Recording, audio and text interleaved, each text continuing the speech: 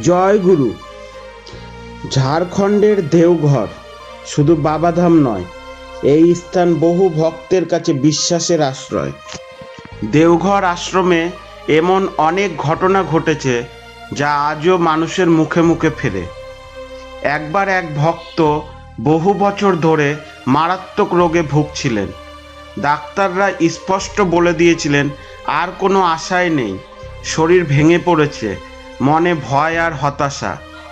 শেষ আশ্রয় হিসেবে তিনি দেওঘর আশ্রমে আসেন।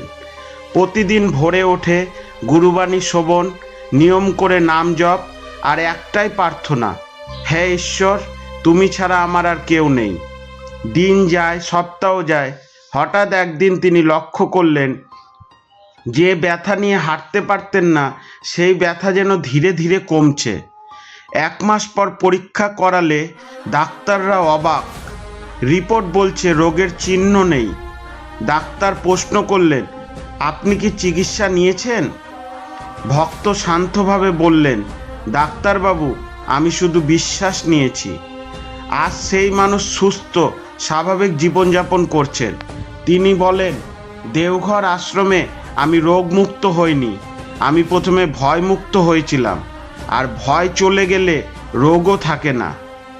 শিক্ষা: দেওঘর আশ্রমের অলৌকিকতা কোনো জাদু নয়, এটা বিশ্বাস, শুধু মন আর আত্মসমর্পণের শক্তি। যেখানে বিশ্বাস আছে সেখানে ঈশ্বরের কাজ অসম্ভব নয়। জয় গুরু।